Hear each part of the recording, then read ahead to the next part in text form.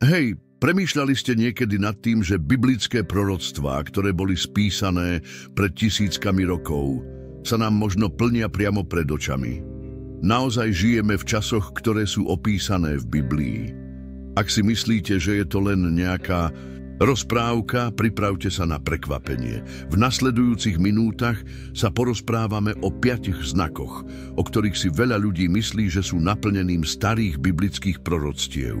A verte mi, budete dosť prekvapení, keď uvidíte tú spojitosť medzi udalosťami, ktoré sa dejú vo svete, a tým, čo je napísané v písme. Ešte predtým, než pôjdeme ďalej, nezabudnite sa prihlásiť na odber, zapnite si zvonček a dajte like, aby ste nezmeškali žiadne naše videá o proroctvách, histórii a tak ďalej. Návrat Izraela. Prvé proroctvo, o ktorom sa dnes budeme baviť, pochádza od proroka Ezechiela v 36. kapitole. Hovorí sa tam, že v budúcnosti sa izraelský národ vráti do svojej krajiny po tom, čo bol rozptýlený medzi rôzne národy. A hádajte čo? Stalo sa to v roku 1948, keď sa Izrael opäť stal nezávislým štátom. Po takmer 2000 rokoch diaspóry sa židovský národ vrátil do svojej zeme, čím sa naplnilo jedno z najjasnejších proroctiev v Biblii. A samozrejme, nebola to len politická udalosť. Bolo to niečo hlboko duchovné podľa mnohých biblických učencov. Biblia tiež hovorí o duchovnej obnove izraelského národa a tento návrat nie je len fyzický, ale aj symbolický pre nový cyklus židovského národa. Veľa teológov tvrdí, že ako Izrael prosperuje ako národ, predstavuje to blízkosť naplnenia ďalších proroctiev. A čo je najzaujímavejšie, Izrael je odvtedy centrom konfliktov, diskusí a dokonca aj proroctiev. Mnohí veria, že návrat Židov do zasľúbenej zeme je jedným z najjasnejších znakov toho, že žijeme v posledných časoch. Ale ako sa to spája s ostatnými proroctvami? Pozrime sa na to ďalej. Technologická revolúcia a globálna kontrola. Takže poďme k druhému bodu. Tá technická revolúcia a čoraz väčšie sledovanie, čo sa deje po celom svete. V Apokalypse, konkrétne v 13. kapitole, sa píše o systéme, kde budú mať všetci nejakú značku, aby mohli nakupovať a predávať. Znie to ako nejaký sci-fi film, ale pozrime sa, čo sa deje dnes. Technológie sú všade okolo nás. Rozpoznávanie tvári, biometrické dáta, digitálne meny. Všetko toto smeruje k tomu, že by mohol vzniknúť jeden obrovský systém, ktorý by umožnil mať nad všetkým globálnu kontrolu, presne ako sa píše v Apokalypse. Tá značka šelmy by mohla byť niečo ako sledovanie a absolútna kontrola. A to, čo sa nám kedysi zdalo úplne nemožné, je dnes oveľa reálnejšie. Napríklad tie čipy pod kožu už niektoré firmy reálne používajú a v budúcnosti by to mohol byť spôsob, ako každého identifikovať a sledovať. A keď k tomu pridáme tie digitálne meny a ekonomiku, ktorá je stále viac závislá od technológií, tak sa nám natíska otázka, blíži sa doba, kedy bude existovať jeden celosvetový finančný systém. Každá platba, ktorú urobíme, každý údaj, ktorý zdieľame, nás posúva bližšie k tomu, aby niekto mal nad nami kontrolu, ako to predpovedala Biblia. S týmto všetkým ale prichádzajú aj otázky o tom, či máme ešte vôbec nejaké súkromie, či sme ešte slobodní a či vôbec môžeme sami o sebe rozhodovať. A podľa niektorých toto všetko môže byť príprava na príchod Antikrista, ktorý by tieto technológie použil na to, aby vládol svetu tvrdou rukou. Prírodné katastrofy sa stupňujú.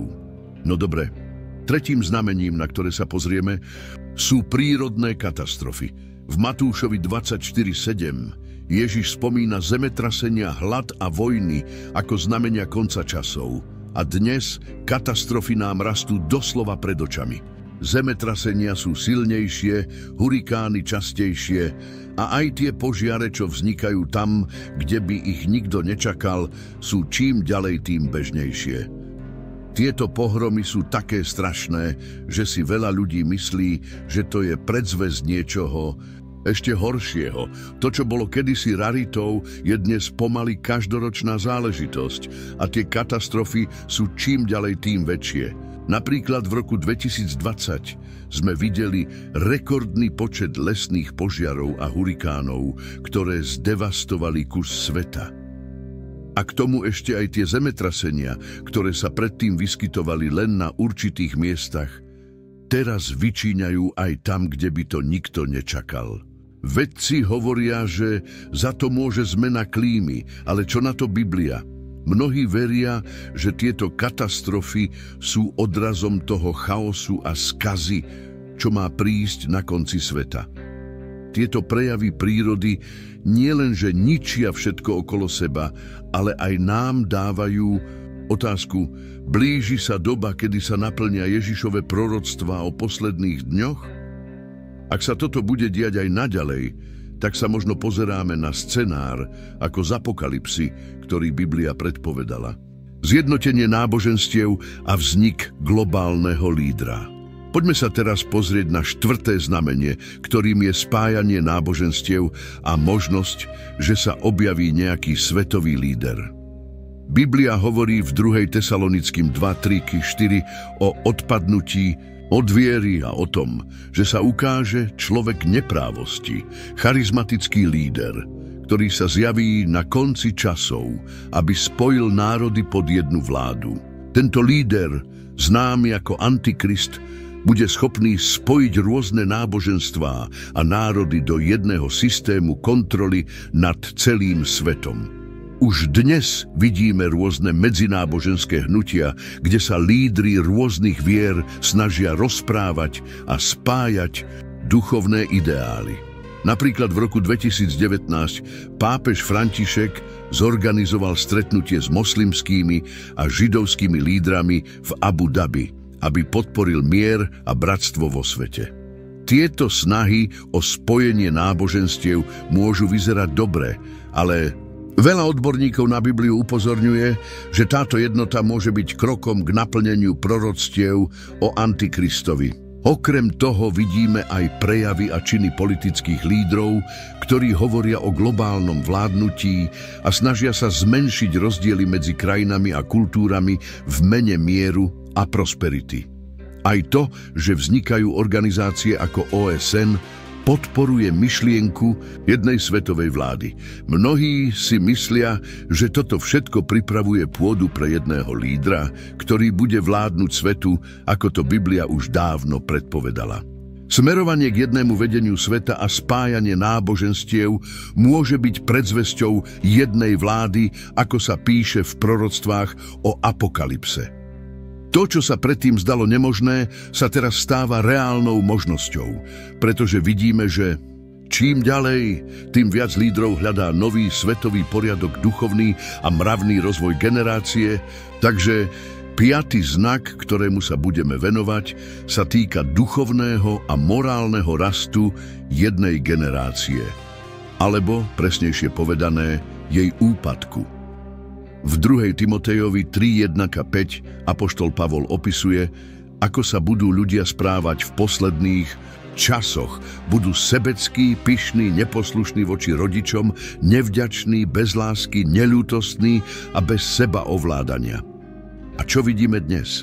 Správanie spoločnosti sa stále viac vzdialuje od duchovných a morálnych hodnôt, ktoré kedysi držali pokope rôzne kultúry po celom svete. Žijeme v dobe, keď sú kresťanské zásady neustále spochybňované a dokonca zosmiešňované, zatiaľ čo správanie, ktoré bolo kedysi zatracované, sa začína považovať za priateľné. V súčasnosti vidíme výrazný nárast násilia, neúctu k právam druhých a oslabovanie rodinných hodnôt. Rodiny sa rozpadávajú, čo odráža stratu morálneho kompasu pre budúce generácie. Tiež sa prehlbuje kult extrémneho individualizmu, ktorý spôsobuje, že mnohí ľudia uprednostňujú svoje vlastné záujmy pred hodnotami lásky a solidarity, ktoré sú základom ľudského spolužitia. Okrem toho, Sekularizácia spoločnosti vedie mnohých ľudí k odklonu od duchovných princípov a uprednostňovaniu materiálnych a pozemských vecí.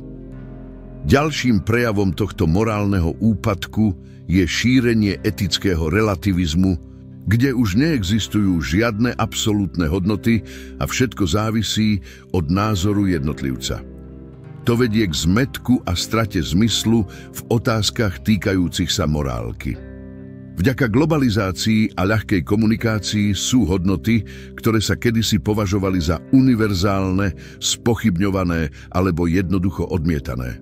Predčasná sexualizácia detí, podpora bezhraničného konzumu a banalizácia násilia v médiách sú len niektoré príklady toho, ako sa spoločnosť odkláňa od etických a duchovných princípov.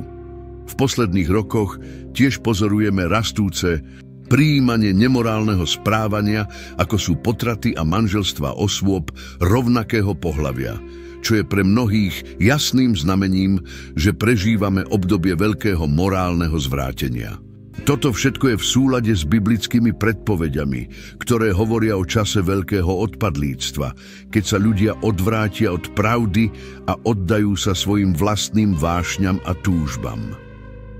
Tento morálny úpadok je podľa mnohých znalcov písma jasným znamením toho, že sa blížime k posledným dňom. Keď pozorujeme tieto zmeny, nemôžeme si nepovedať, žijeme v tom, čo Biblia opisuje ako čas konca. Oslabením morálnych a duchovných hodnôt sa môže skutočne završiť proces vytvárania spoločnosti, ktorá sa stále viac vzdialuje od Boha. Je to jasný signál, že biblické proroctvá o morálnom úpadku ľudstva sa naplňajú pred našimi očami. K čomu teda môžeme dospieť? K tomu, že sa nachádzame v období veľkých spoločenských zmien. A zároveň je to výzva na zamyslenie a zmenu postojov s cieľom obnoviť duchovné a morálne hodnoty, ktoré boli tak zanedbávané. Je čas vrátiť sa k tomu, čo je pre naše spolužitie ako ľudských bytostí zásadné. Láska k blížnemu, pravda, spravodlivosť a